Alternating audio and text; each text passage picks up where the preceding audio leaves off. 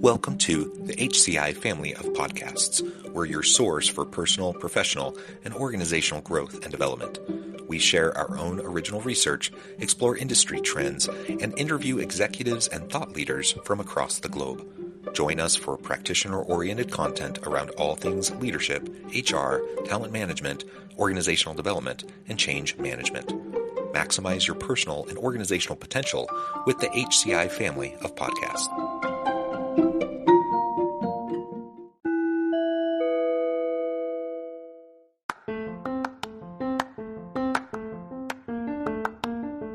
Welcome to the podcast. In this podcast episode, I talk with Soren Kaplan about the role of XQ in leadership, teams, and organizational culture.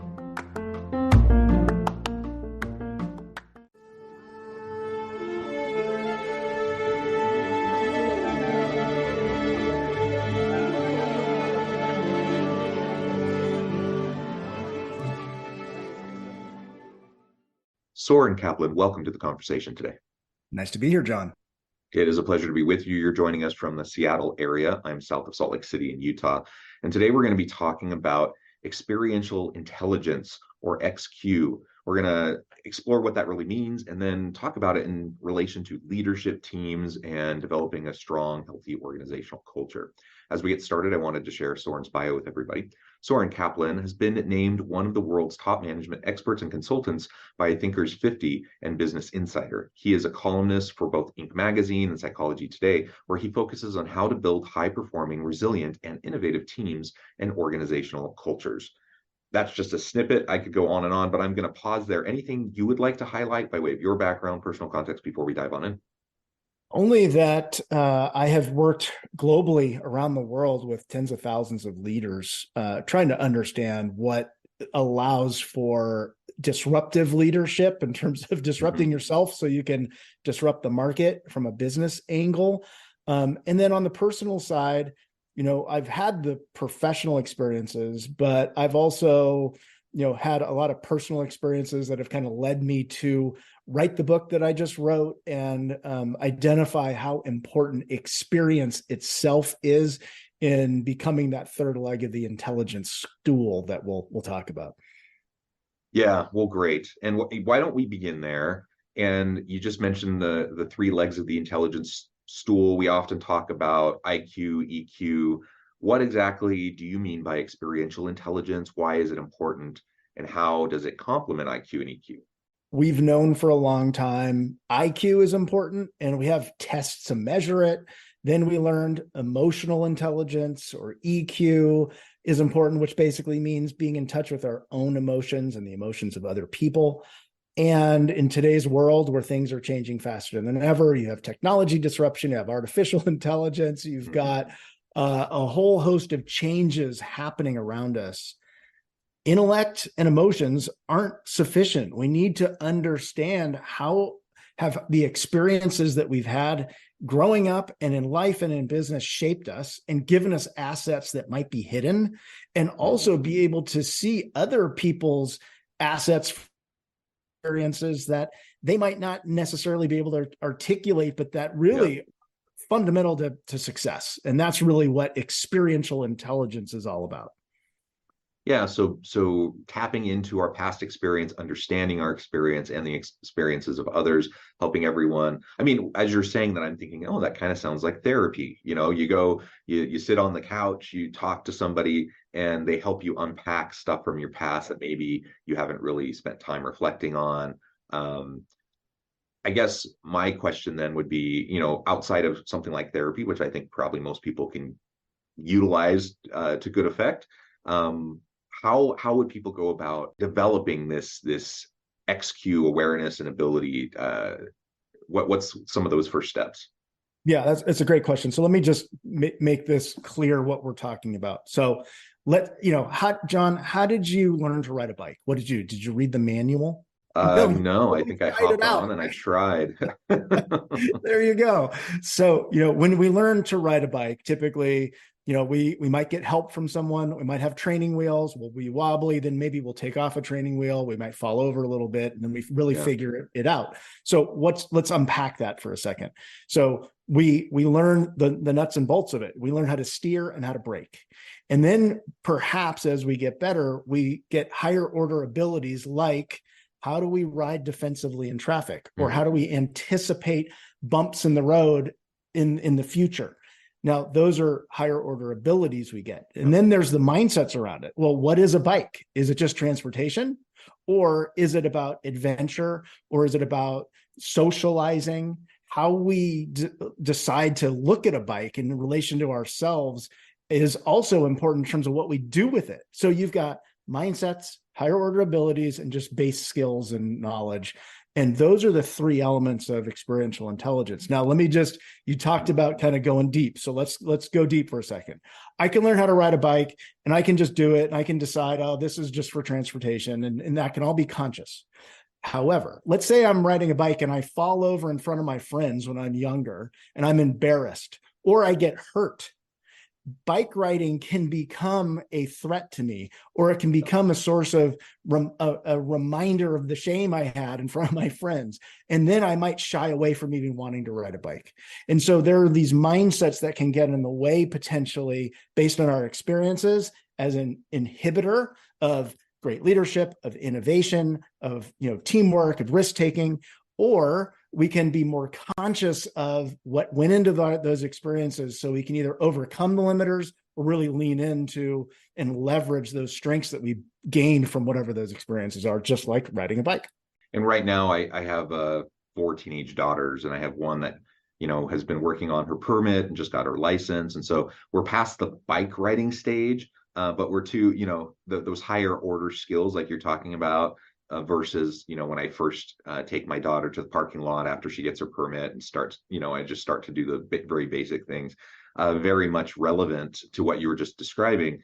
And the reality is we all have those things, right? In our everyday lives, for kids developing, it may be a bike, or a teenager, it might be a car. As you get older, though, there's all sorts of skills that we have experiences, the good, the bad, and the ugly with.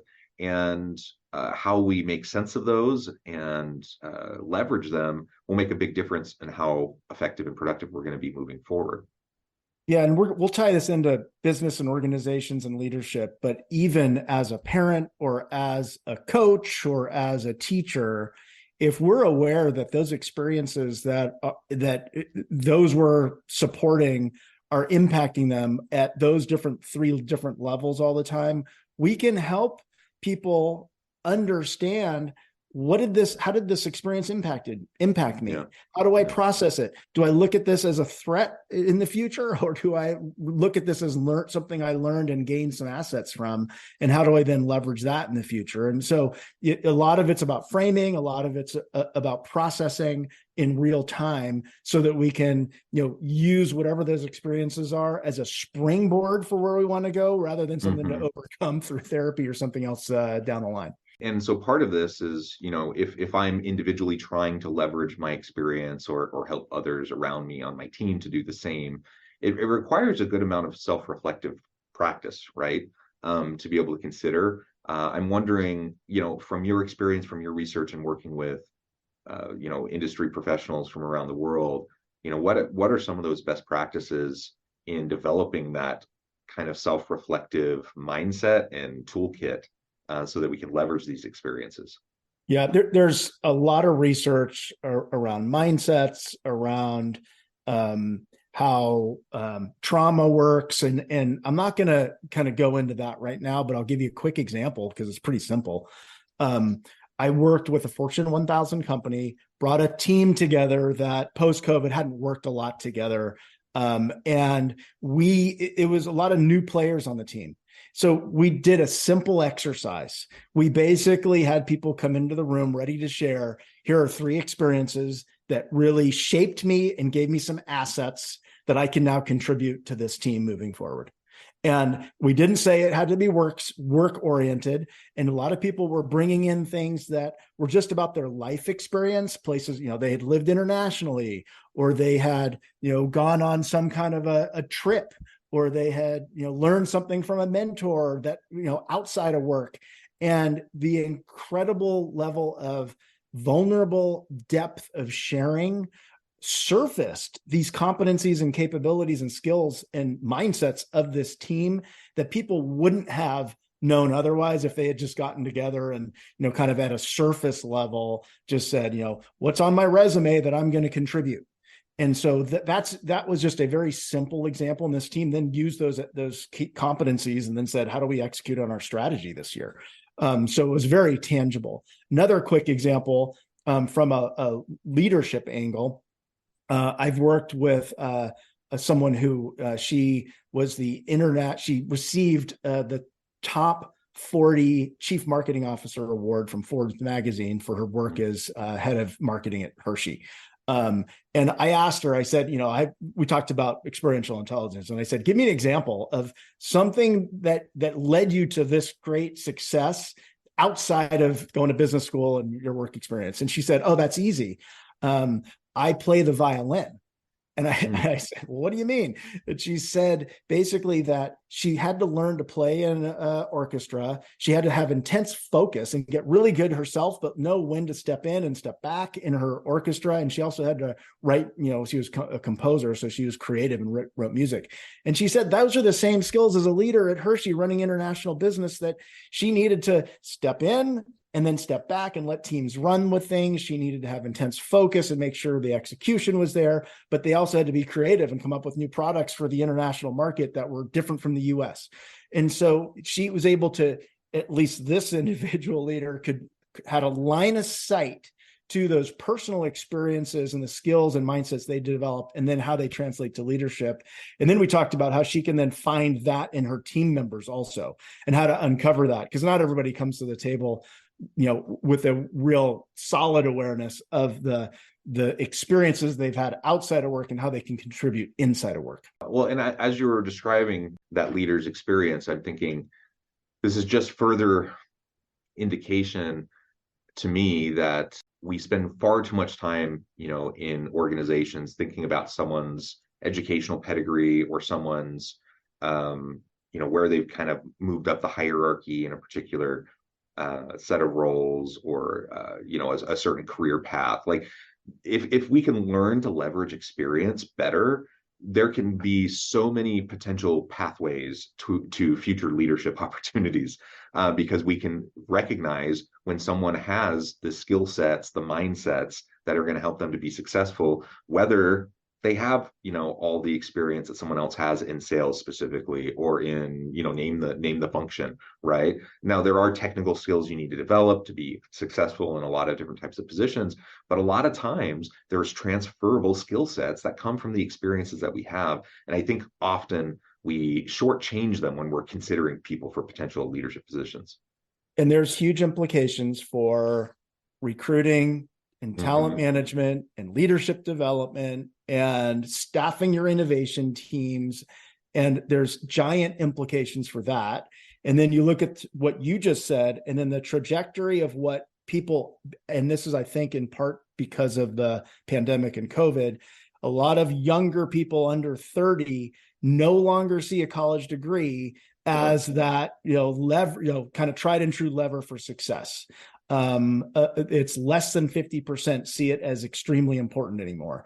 And so you have, kind of a recognition that having experiences can lead to quote unquote success in other areas. And then you see big companies like Google and others creating certificates and other types of alternative forms of experience that are oftentimes hands-on to bypass, what a lot of people are seeing now as a broken education system. So I think we're going to see more and more recognition that experience is really a lever and an important one, and that we need to understand it more broadly than what's on our resumes. And that's really a key to success in teams, individually, and even in life, being aware of that. Yeah. So if as a leader, I understand the importance of XQ, I try to practice regular self-reflection. I try to model leveraging my own past experiences towards my future performance and success. If I can do that, and then I can work with my team to help them develop similar mindsets and to do some of the types of things that we've been talking about, What have you seen from research and from your practitioner work? What are those impacts on teams as they, organizations want to innovate, they want to create, they want to add value to the market. How does XQ connect with those desires and those outcomes? Yeah, this is much this has as much to do with business results as it does with sort of the human potential that we all have. So from a business results standpoint, if you understand and draw out the experiences of people on your team, you get greater vulnerability typically in your team. You get greater understanding of the individual assets that people are bringing to the party, and you can leverage those. So you are upping the competency of your team overall in achieving its business goals. If you do that organizationally and you identify those individuals, first off, who have had great careers and experiences that can be shared, you're really leveraging the best practice, the informal knowledge oftentimes of the organization. So you're surfacing competencies that might go untapped. But then if you're doing that in a more broad-based way too, and you just have a recognition that people's experiences create assets, you then start to create a culture in your organization also that values the whole person from the standpoint of whatever their experiences are, how do we value what they could potentially provide and develop and draw that out in benefit and service of the organization's business strategy and vision. So you start to change culture with this type of a approach as well. Again, referring back to what we were just talking about a minute ago and how it contributes to culture, I'm thinking about the traditional hierarchical organization and the traditional succession planning and career pathways, and go to high school, go to college, maybe graduate school, you come into the organization, you work your way up. And we know that for decades, that has slowly been eroding. And there's a different reality, certainly today, than there was for my parents' generation or their parents' generation. People are switching not only organizations, but entire careers multiple times throughout their work life. So the idea that you're going to go work for one organization for a really long time is almost a bit silly. And frankly, younger workers, young millennials and Gen Z workers, like the whole notion of even working for the same organization for the rest of their lives sounds so abhorrent. That's not even something they want to explore. So recognizing these kinds of shifts in the psychological contract of work and how that's ebbed and flowed over time, I think is an important piece of this. And organizations are struggling to attract and retain really great people, right? And we know if you're not attracting and retaining great people, it's going to be hard to have a really dynamic team culture, because people want to work with other, good people want to work with other good people. They want to have good resources to grow and develop continually. And they want to be able to leverage, what they've done in the past towards future successes. And so what organizations are waking up to more and more, and you've already pointed to, there are definitely examples of organizations that have been doing this for a while, is we need to get out of our own way. Like, we have to get out of our own way around these rigid structures that we put in place, that we say, in order for someone to be successful in this job, they need to have a college degree and 5 years experience, doing XYZ or whatever. There may be instances where those kinds of requirements are necessary, but a lot of times I think it's just an artifact of the past, and it doesn't really serve us all that well now. And so we're leaving talent on the table. Like, we're literally losing good people because they don't have a way to progress in the organization in a way that's meaningful to them, because they're stuck on like kind of one rigid career pathway, and there's only so much opportunity for advancement in that rigid career pathway. But if organizations can recognize how to better leverage the experiences of these people in perhaps diverse ways in other parts of the business, then it solves our retention problem. It solves the labor shortage and skills gap problem. It helps with the cultural components of the teams. It just can help in so many ways. And I get that more and more organizations are starting to think this way, but it seems like there's still a huge gap, between kind of the traditional notions of career pathways versus how we can leverage XQ into a more agile kind of a career future. I don't know. Any thoughts on that? Well, I completely agree with what you're saying. And then I would also highlight the fact that culture is created every day through people's experiences.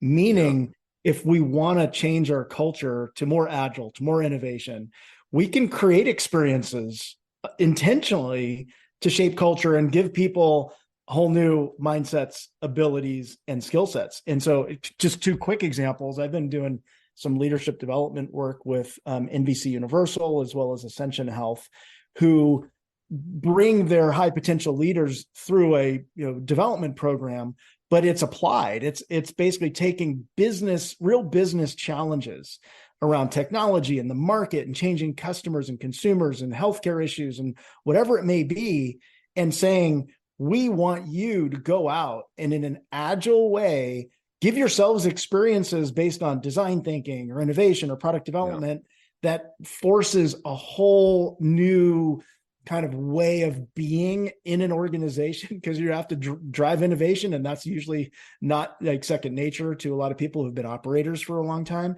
And that experience changes people. That experience delivers real value at the same time back to the company, and then it sets the foundation for a more broader based culture, because you've had this group of people who've all had this shared experience that have developed mindsets, abilities, and know-how toward shaping the future. And then they go off in the organization. And so there's a lot of things we can do to shape experiences also more proactively to drive mhm. change. Yeah, that idea of shaping experiences proactively really resonates with me. And again, I think this is one I think most people recognize. Yeah, I need to give people stretch assignments and give them opportunities to grow. And I need to develop the bench strength of my team. And like these are kind of the notions that I hear people talk about a lot. So it's good that at least it's in the awareness of people collectively. But in reality, when you're in the daily grind, so many leaders are kind of running around like chickens with their heads cut off, just putting out fires all the time. And it's just very, very easy to lose sight of that kind of overarching goal to develop your people, and to, in strategic ways, think about how am I going to give these team members new interesting experiences that can be leveraged not only to help us now, but to help us, 6 months from now, a year from now, 5 years from now, by developing that bench strength and helping them develop those skills, helping them think critically about the experiences while they're having them too. Because, you know, I think so many people don't take the time to stop and reflect. And so even though they're having a tremendous experience, working with a multifunctional team, diverse backgrounds and perspectives, like so much that can be learned from that. But if you just get so caught up in the weeds of doing the work itself without taking time to really step back and reflect, then you're probably going to leave a lot of the potential learnings on the table, and you're not going to get as much out of that experience as you otherwise would have. Absolutely. I think that life is just a collection of experiences. And so the more we can be self-aware of the experiences that we're having, whether it's in life or work, and then decipher those along the way and work with Yeah. them to understand what are they giving to us and what are we creating for other people, we are all just more conscious and more, able to Yeah. achieve the things we want to achieve. Yeah, well said. Well, Soren, this has just been a really great conversation. I note the time. I need to let you go here in just a minute, but before we wrap things up for today, I wanted to give you a chance to share with the audience how they can connect with you, find out more about your work, and then give us the final word on the topic for today. Pretty simple to find me. It's my first name, last name.com, Soren, Soren Kaplan.com, SorenKaplan.com. And the last word is, I think I sort of said it, we all have experiences. Sometimes they get in our way. Sometimes they're enablers. The opportunity for us in today's disruptive world is to understand ourselves better, help other people understand themselves better, and then work together to collaborate in a way that kind of takes one and one and makes it three. And that's really what leveraging experience is about, and complementing your IQ and your EQ with your XQ or experiential intelligence. Soren, wonderful. Thank you so much for your time and your insights. I encourage the audience to reach out, get connected, find out more about what Soren can do for you. And as always, I hope everyone can stay healthy and safe. that you can find meaning and purpose at work each and every day. And I hope you all have a great week.